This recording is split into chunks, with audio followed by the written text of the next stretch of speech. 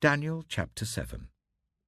In the first year of Belshazzar, king of Babylon, Daniel had a dream, and visions passed through his mind as he was lying in bed. He wrote down the substance of his dream. Daniel said, "In my vision at night I looked, and there before me were the 4 winds of heaven churning up the great sea. 4 great beasts, each different from the others, came up out of the sea. The first was like a lion, and it had the wings of an eagle. I watched until its wings were torn off, and it was lifted from the ground so that it stood on 2 feet like a human being. And the mind of a human was given to it. And there before me was a second beast, which looked like a bear.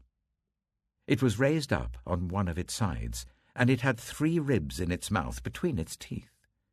It was told, 'Get up and eat your fill of flesh.'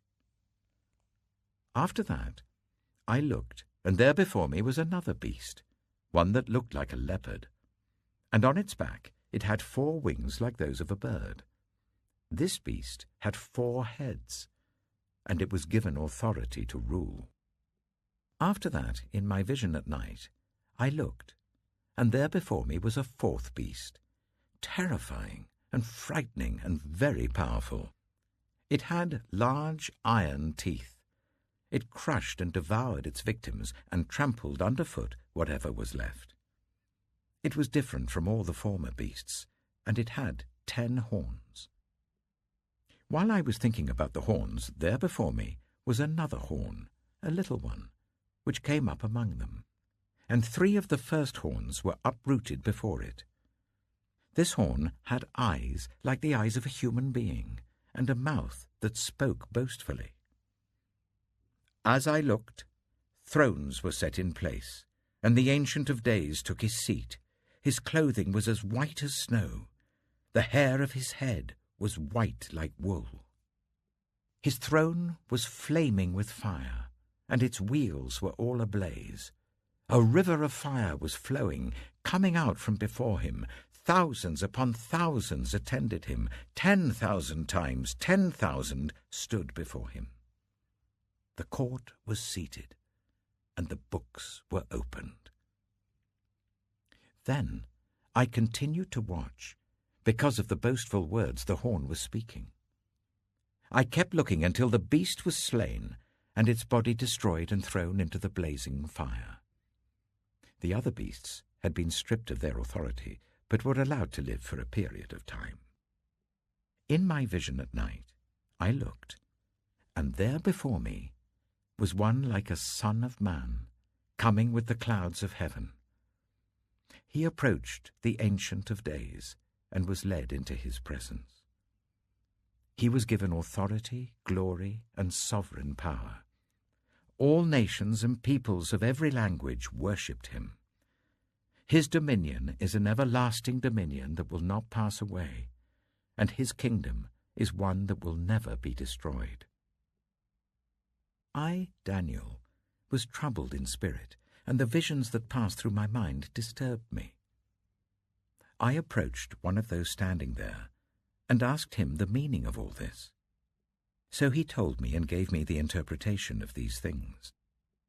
The 4 great beasts are 4 kings that will rise from the earth. But the holy people of the Most High will receive the kingdom and will possess it forever, yes, forever and ever. Then I wanted to know the meaning of the 4th beast, which was different from all the others and most terrifying, with its iron teeth and bronze claws, the beast that crushed and devoured its victims and trampled underfoot whatever was left. I also wanted to know about the 10 horns on its head, and about the other horn that came up, before which 3 of them fell, the horn that looked more imposing than the others, and that had eyes and a mouth that spoke boastfully. As I watched, this horn was waging war against the holy people and defeating them, until the Ancient of Days came and pronounced judgment in favor of the holy people of the Most High, and the time came when they possessed the kingdom. He gave me this explanation. The 4th beast is a 4th kingdom that will appear on earth. It will be different from all the other kingdoms, and will devour the whole earth, trampling it down and crushing it. The 10 horns are 10 kings, who will come from this kingdom. After them another king will arise, different from the earlier ones. He will subdue 3 kings.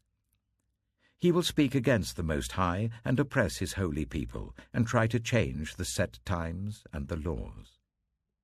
The holy people will be delivered into his hands for a time, times and half a time. But the court will sit, and his power will be taken away and completely destroyed forever.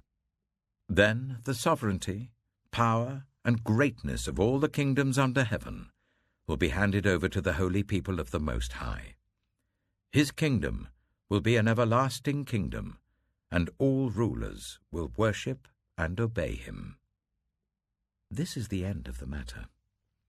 I, Daniel, was deeply troubled by my thoughts, and my face turned pale, but I kept the matter to myself.